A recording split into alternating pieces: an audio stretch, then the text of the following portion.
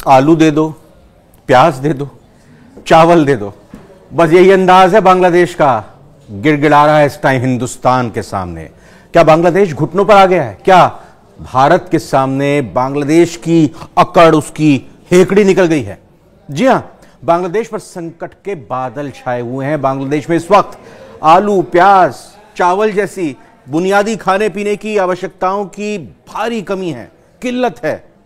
खाने के लाले पड़ रहे हैं। और अब जब बांग्लादेश के अंदर खाने के लाले पड़े तो भारत के सामने मदद के लिए उसने हाथ फैलाया है, झोली फैलाई है, कटोरा दिया है, भर दीजिए इस कटोरे को, यह भी कह सकते हैं।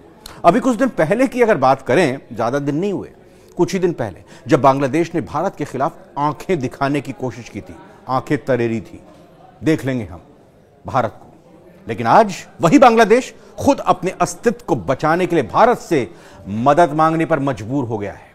बांग्लादेश जो हाल में भारत के साथ कई मोर्चों पर विरोधी रवैया अपनाता रहा था, वो बांग्लादेश सरकार जो अल्पसंख्यक हिंदुओं पर हो रहे अत्याचार पर आंख मूंदे बैठकर मानो इन सबको अपनी मौन सहमति दे रहा था, आज वो अपने अस्तित्व को बचाने की लड़ाई लड़ रहा है। बांग्लादेश अब चौतरफा घिरता जा रहा है और बांग्लादेश में हिंसा के अलावा कई परेशानियां देखने को मिल रही हैं और अब देश के भीतर खाद्य संकट की समस्या खड़ी हो गई है। सीमा पर तनाव वो तो है ही, और साथ ही अंतर्राष्ट्रीय दबाव के बीच नोबेल पुरस्कार विजेता मोहम्मद यूनुस, उनके नेतृत्व में जो बांग्लादेश की सरकार चल रही है, कहें कि अंतरिम सरकार, मतलब जुगाड़ू सरकार, टेम्परेरी सरकार जो चल रही है, वो भारत से मदद की गुहार लगा रहा है।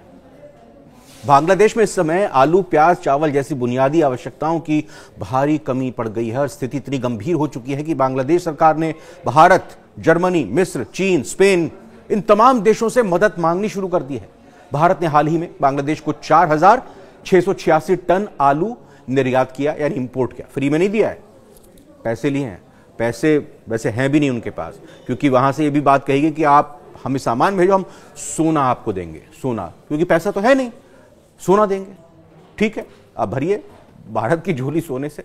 लेकिन हां, ये जो खेप गई थी आलू की, ये पश्चिम बंगाल के मालदा से बांग्लादेश के जसौर जिले तक पहुंची। और इसके अलावा प्याज की कमी को पूरा करने के लिए बांग्लादेश ने चीन, पाकिस्तान और तुर्की से भी संपर्क साधा है। जैसा हमने आपको पहले बताया था, या कहीं कि अभी बताया कि बांग्लादेश इस समय कई मुश्किलों में फंसा हुआ है।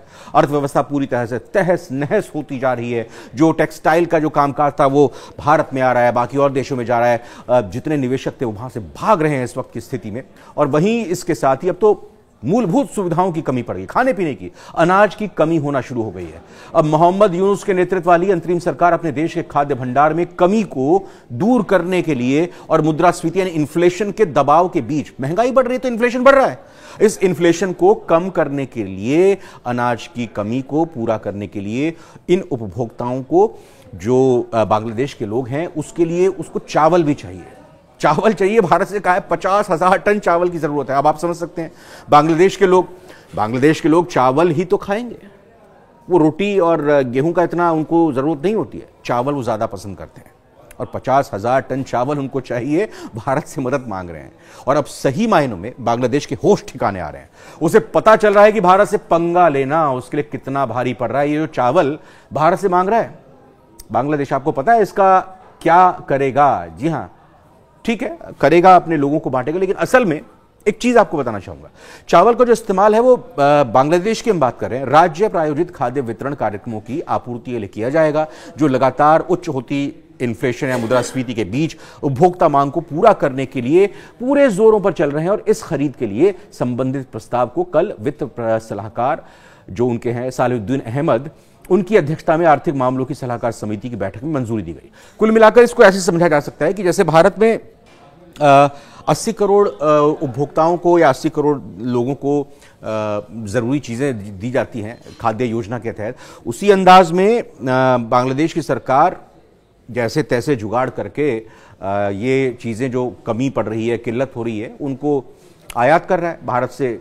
आलू, ये अभी चावल की डिमांड कर रहा है, आलू प्याज की भी बात की है, तो उसको लेकर आएगा और अपने लोगों को बांटेगा। क्योंकि इन्फ्लेशन लगातार बढ़ रहा है, महंगाई बढ़ रही है, उनके पास, लोगों के पास खाने को कुछ नहीं है।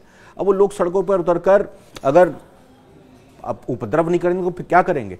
तो इस लिहाज से लोगों को बांटने के लिए वो इस चावल का आयात कर रहा है। और भारत में जारी खाद्य योजना के जो पूरी सिस्टम चल रहा है, कुल मिलाकर उसी के हिसाब से वो ये कर रहा है। और इतना ही नहीं, अभी और भी बुरे दिन देखने बांग्लादेश को बाकी हैं। बांग्लादेश में हिंदुओं समेत बाकी अल्पसंख्यकों के खिलाफ बढ़ती हिंसा को देखते हुए अमेरिका से भी आवाज उठ रही है। भारतीय मूल के एक अमेरिकी सांसद ने कहा है कि अल्पसंख्यकों पर हमला करने वालों के खिलाफ प्रतिबंध लगाए जाने चाहिए। अमेरिका के एक प्रभावशाली सांसद ने कहा कि बांग्लादेश में बढ़ते मानवाधिकार उल्लंघन को देखते हुए उस पर प्रतिबंध लगाए जाने चाहिए। अब अंदाजा लगाइए, अमेरिका से आवाज उठने लगी है, और ये आवाज अगर उठ रही है, प्रतिबंध अगर लग जाते हैं आर्थिक तौर पर बांग्लादेश पर, तो फिर क्या स्थिति होगी। ये जो अभी भीख का कटोरा लेकर रहम की झोली फैलाकर जो मांगे जा रहा है ना सामान, तो फिर अगर प्रतिबंध अंतर्राष्ट्रीय स्तर पर लग जाते हैं तो फिर उसकी स्थिति और भी बुरी हो जाएगी। क्योंकि बांग्लादेश अपने स्तर पर तो इतना खा कमा नहीं सकता, मतलब कि वो इतनी पैदावार नहीं कर सकता। इसी वजह से अब आप देखिए, ये संकट शुरू हुए 3 महीने ज्यादा से ज्यादा हुए, और इन 3 महीनों के अंदर ही उसे आटे दाल का भाव मालूम चल गया है। कुल मिलाकर ये बात है। ये जो अमेरिका में बात रखी है ना सांसद, ये भारत मूल के हैं।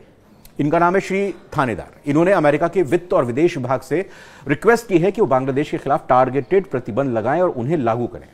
अब मांग उठी है, मांग कहां तक जाती है, कहां तक पहुंचती है, ये तो देखना बाकी होगा। लेकिन हम आपसे जानना चाह रहे हैं, कमेंट कीजिएगा, क्या भारत को अपने संस्कार और सभ्यता के मुताबिक ही हम किसी, जैसे हमारी सभ्यता है, हमारे संस्कार हैं कि किसी भूखे, किसी प्यासे या किसी जरूरतमंद को हम निराश नहीं करते।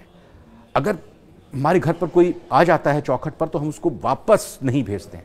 ठीक है, फिर कितना ही वो खराब हो, बुरा हो, संस्कार हमारे ये नहीं सिखाते कि हम उसको निराश लौटाएं, उसको खाली हाथ लौटाएं। बांग्लादेश की मदद विशेष तौर पर जो अनाज के लिए भारत की तरफ से की जा रही है, भले ही ट्रेड के जरिए, उसके बदले रिटर्न में लिया जा रहा है, क्या ये मदद करते रहनी चाहिए जो हालिया पूरा बांग्लादेश की तरफ से रुख अपनाया गया? आपका क्या मानना है, इस वीडियो में कमेंट करके जरूर बताइएगा। वीडियो कैसी लगी इसको भी जरूर जानकारी दीजिएगा। फिलहाल हमें दीजिए इजाजत, नमस्कार।